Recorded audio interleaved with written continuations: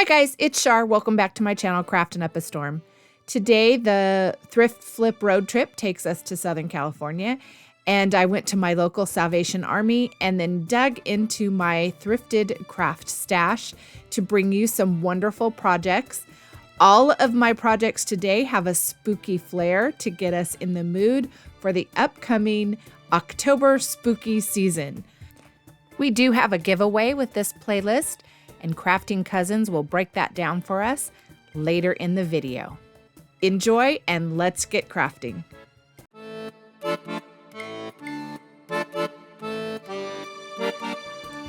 For this leg of the road trip, I headed down to my local Salvation Army and I found this tiered tray. It was $5.99. I can't pass up a good tiered tray. It looks like someone tried to take the decal off. The tray is wood on one side and this decal was on the other. The bottom tray looks like it's in good condition. I'm just going to paint the top tray. I used some white chalk paint. I will change my color in a minute, but I'm going to concentrate on the wood on this side. And I took some antique wax so that I could fill in any of the scratches and scrapes and make this side nice and even. I had already cleaned it off real good. Next, I used some Howard feed and wax. It's really a good wax to help soak in and give a really good moisture and barrier to wood. I used some night sky on the top tray. And I wanted to decorate it something for Halloween. I don't have a Halloween tiered tray. So I took a foam rubber stamp and I dipped it into white chalk paint and I did little ghosts all the way around the edge. They don't come out perfect, which is fine. I don't want them to be perfect, but I am going to doctor them up just a little bit. I used some black to paint in their eyes good. Some of their eyes didn't come out at all. And then I even did their mouths as well too. And then I decided to take a brush with some white chalk paint and stipple in and fill the ghosts in a little bit more. And you can see their shape a little better. I decorated it with some dots. They kind of look like eyes. And then I used some Mod Podge over the top. This isn't food grade Mod Podge because I'm going to basically use this for decoration. So, but if I do use it for any snacks, it's going to be something like in a bowl or cupcakes and paper or something. I just don't want the paint to scratch. Now I can use it this way or both the wood sides up or flip it over. So I like the fact that it's very versatile. It comes apart easy to store, which is perfect. I'm going to put it back together to show you how easy it is. And I can use it for all different, in different ways. I love it. It's super, super versatile and cool. Let me know what you guys think of this tiered tray.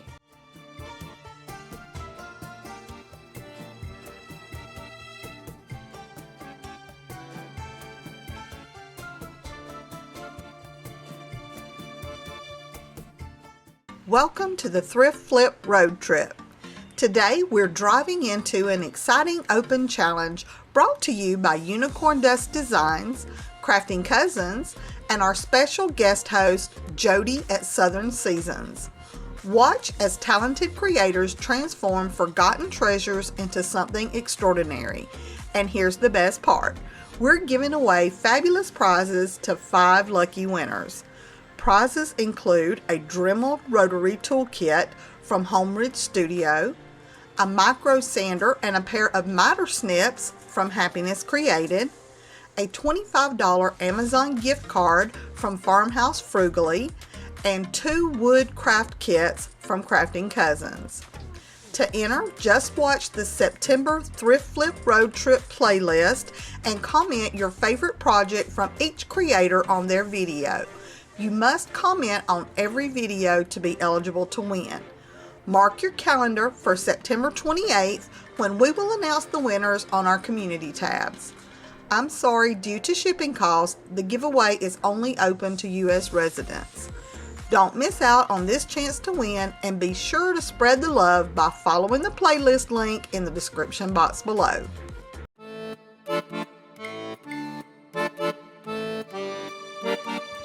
On this leg of the trip, I only had to go into my stash. I was given a box filled with these Goblet glasses. They're very heavy, old-fashioned glasses.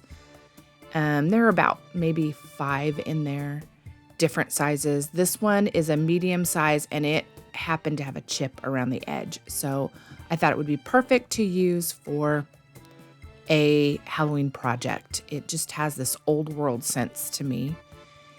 The bottom of it looks to me like just a goblet, an old-fashioned metal goblet. So I am going to paint from the decoration down with some silver metallic paint. To that, I'm going to add in these little circles here some gold metallic paint. And this is a dark gold, not a bright gold. Just to add a little decoration to it.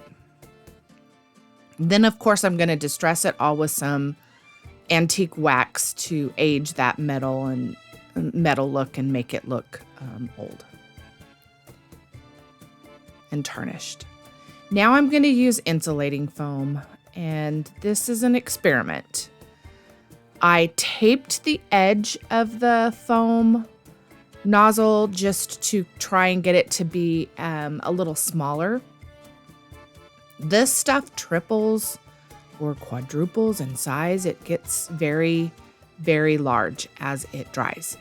So as long as you make your whatever you want very small, when it increases, it'll be okay. Also, I'm using a silicone scraper right here. I'm never going to be able to use that again. So whatever you use with this, this stuff is very sticky. I would suggest wearing gloves. I did not. I was okay, but I did get some on my hands, and it took a while to get it off. So I would suggest wearing gloves, being very cautious. This silicone mat that I have on my desk helps. As soon as it dries, it can just be, taken off of it. You have to wait for it to dry. So I did also keep that plastic piece so that I could spray into it if I needed to, because every once in a while it would get air in the nozzle. But I'm just trying to make drips around the edge of my glass. There's air in the nozzle right there. So it was an experiment. It smooths out as it dries too. That is a help. So it's not all particly, kind of like it looks like on here. Here's what I stopped at. I had some nice drips around the edge. This is how it dried. 24 hours later, some of them are so exploded and swollen, which is fine. I'm looking for a Halloween decoration, so I'm going to go with it. For the first coat, I decided to paint it this almost blood color, just because it matched my glass behind it. The glass is kind of this, deep red, almost purpley red. And I wanted to give this a nice, good coat. I went all the way to the edges because I didn't want any of the white showing. So I thought if I camouflaged it as the cup, when I go to paint it the colors that I want to paint it, if I don't get all the way to the edge, I'm okay. Also, because this is glass, I can scrape any paint off that gets on it. So I really went for it and got into the crevices because I didn't want any of that white to show. Now, to decorate, I asked my kids, and my daughter suggested purples. So I started with a coat of a little bit darker purple, and now I'm highlighting with a lighter purple. just to bring out the tops of these drips. And it looks funny here, almost kind of cartoony, but it will come together. It's a process. You have to just give time for the process. Once I did that, I decided I wanted to add this layer of kind of menacing ooze to it as well too. So I got my cilantro paint out and I really went for the highlight on the top. It dries pretty good and blends back in with the purple. And it doesn't make kind of like a brown, but it did good. Now, the thing that really pulls us all together is taking some antique wax and just distressing the heck out of it, because it covers up that there's 3 different colors. It solidifies all the layers of paint. I usually start on the recesses and kind of flick it forward and distress over the top of it. And it gives it a really nice top coat that makes everything kind of come together. Also, because I'm wanting to distress it and make it not look, cartoony and new, it helps. Let me know what you guys think of this one.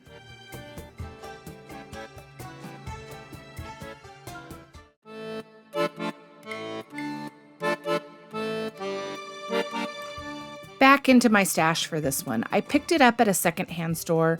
It looks like it was a kit to maybe a house in this kind of silo, but I thought it would make a perfect shelf sitter haunted house. So I painted it with truffle chalk paint first, and now I'm going to put these, I took popsicle sticks, put some antique wax on them, and then cut them into pieces. And I'm going to use them as kind of a shake type shuttery roof on this house. So that's why I didn't paint the top. I want the glue to stick to it really well. And it sticks to this metal good. So I didn't have any rhyme or reason. I just went around. I didn't want any of the round edges to show. I wanted it to kind of be rough.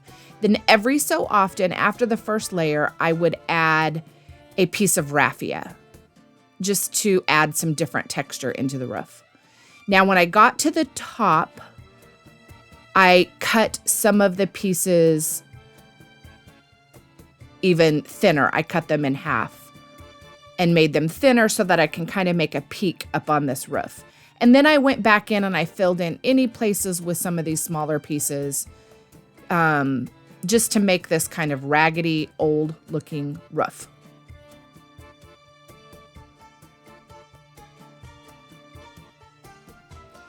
Once that was done, I trimmed up the raffia pieces, and now I'm going to distress the whole thing with some mineral chalk paint.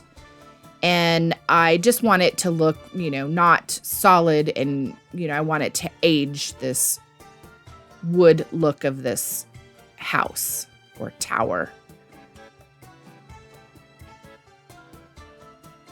And I just added it all around. I used a fan brush and just added, and I didn't worry about it being perfect. It's supposed to be very aged and old. Now I'm going to add, I also distressed the roof, you'll notice. I'm going to add some of these wooden stickers from Dollar Tree I had in my stash. And I'm adding some pumpkins, some spiders, and bats on the top. The pumpkins I painted with pumpkin chalk paint and then distressed. The bats, I just made sure the edges were also covered. And the spider that's hanging, I took a little piece of twine and hung that spider off the roof. Now the roof ended up a little bit too light for my taste. So now I'm going back in with some black paint for the end. And I should have done this before I put the stickers on, but I'm going to paint the edges and kind of dirty it up a little bit and make it a little bit more ragged.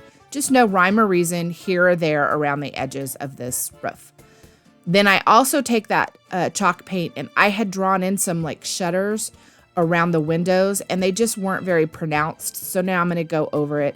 I had drawn it in with a Sharpie. Now I'm going to take some paint and really solidify those lines and make them a little bolder and look like shutters on the side. And this is my little shelf-sitting haunted tower. What do you guys think of this one?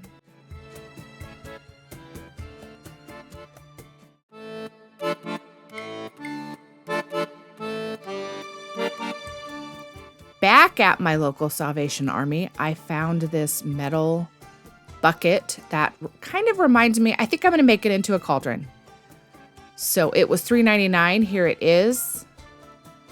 And I added some tissue into the bottom just to fill it up. And now I'm going to put different styrofoam ball sizes in it. I've got 2 of the styrofoam balls from Dollar Tree. And then I've even got this vase filler that's in the black and orange. And I'm going to fill it in and make it look like bubbles. Just glued here and there, filling in gaps. I even had some half ones to add to the top. I decided to use the foam on this too. Now, I did this right after I did the goblet, and so I didn't realize how thick it ends up getting. I think I would have been more sparing on this. In some places, like right there, it really swole out. So, however, I just wanted to go around the edge to kind of make it look like it was bubbling over. I still think it came out fine, but I would have gone just a little light-handed. Here it is. And I took it and sprayed it all with black acrylic paint so that I had a nice base just to start with. And yeah, the edges are kind of bubbled over. So what I wanted to paint for this one was greens and make it definitely kind of cauldron oozy. And I got the 3 different shades of green and a little bit of yellow. And I started with the fern chalk paint, and I painted the whole entire bubbly mess with the green. I got very good into the crevices because I wanted everything to be green and maybe a little bit of that black in the deep crevices. But probably maybe 2 coats or 3 coats on the styrofoam. The spray foam took the paint very well, so it didn't take too many coats. Now I'm adding a lighter green onto the top to give it some dimension. And it looks like broccoli or some type of lettuce or something here. But it ends up coming out good. After the lighter coat of green, I went in with the cilantro to add kind of a yellowy green to the very top and add even more dimension and highlight. Just really over the top. I didn't go into the crevices at all with this. And then after that, I went in with the yellow. And it really blends in with the cilantro a lot, but it does give just a tiny pop. You can see on some of them, a tiny pop of real good highlight. And of course, what brings it all together is that antique wax in the end and going over just all of it, just distressing it over, and it brings that cartoony look down and makes it not so bright and blends those colors really well together. So it's that antique wax that really does it. I did end up Mod Podging the entire thing as well to give it kind of a shiny coat, and that helped it as well too.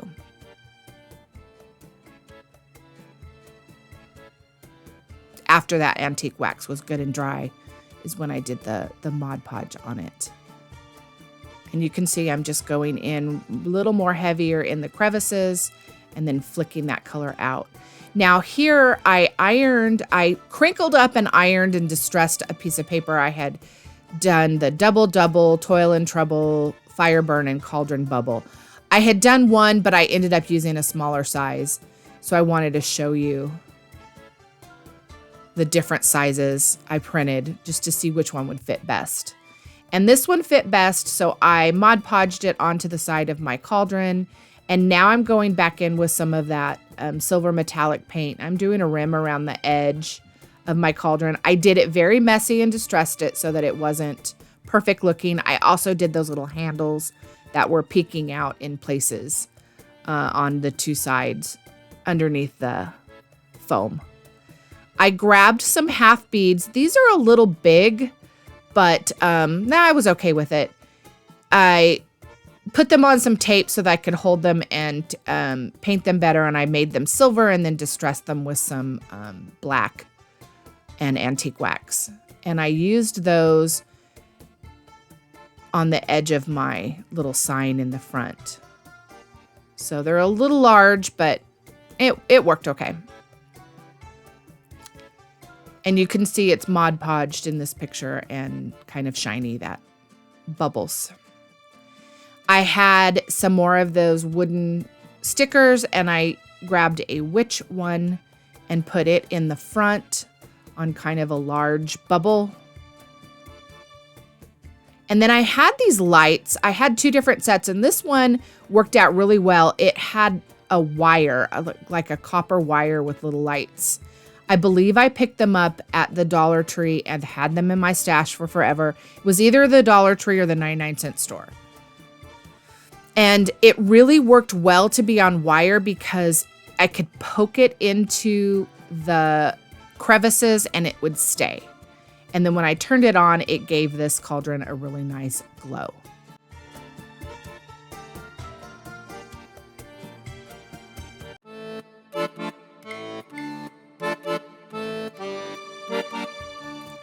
For this project, I went back into my stash. I had picked this up at a thrift store 2 months ago, and it's brand new in the package. Cute little fall set.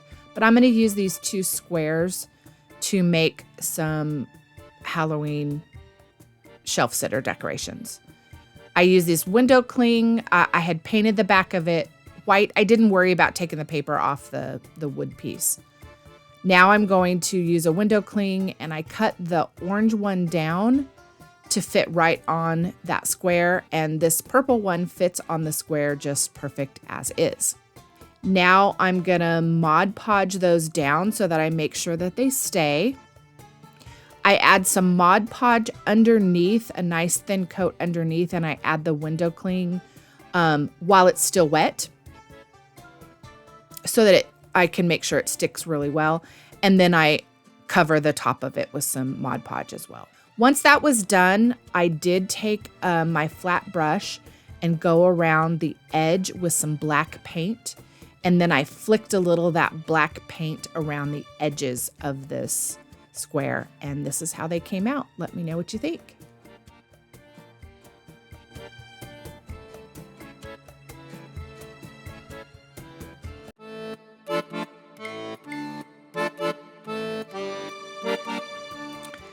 I dug deep into my thrifted craft stash for this one, and I had bought a bag of these kind of like paper mache apples. There was an apple, there was a pear, and then I think there were other fruit thrown in that didn't go with this particular set, but I thought this paper mache apple might make a really spooky poison apple. And I've done a poison apple before a couple of times, but I'm going to do this one a little different. I'm not using glue for my drippings and poison on it. So I started by drawing a face so that I had a guide to go by. And then I took some cilantro paint and I mixed in some baking soda so that I had kind of a very thick paint.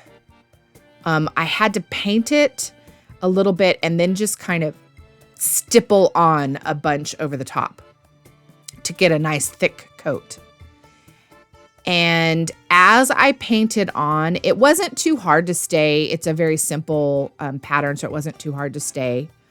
But as I stippled on a few more layers and it was still wet, I did add a little water to the paint as well too.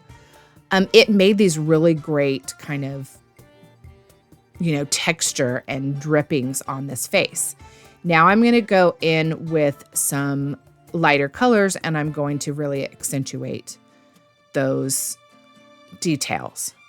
I'm also going to Mod Podge over the top of it. And you can see I did draw in the eyes with a Sharpie so that the eyes were a little more pronounced than being the red apple. So now I'm going with a very thin paintbrush just all along this wonderful texture that this thick paint ended up making as it dried. I'm using a light green. I believe I go in a little bit with the cilantro, and then I also do just a tiny bit of yellow. Now I'm going back with some black acrylic paint, and I'm really going to paint in those eyes, kind of even around the edges. And all the features I painted in so that they stood out. Because this apple is paper mache, it's very lightweight, which is great, but then this heavy paint on the front kind of made it want to fall forward. So I'm going to put it on a wood round just to help it stand up. And I could paint the round black, which I might go back and do, but for now I just left it because I wanted the glue to adhere. And here it is done with the Mod Podge over the top to give it that shiny coat.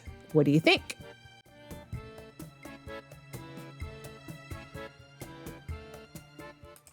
Now you can see all projects on my little tiered tray and some decorations around it. Let me know which one you liked the best, which one you think you might try to recreate down in the comments. I'd love to hear about any Halloween thrift flips that you are making.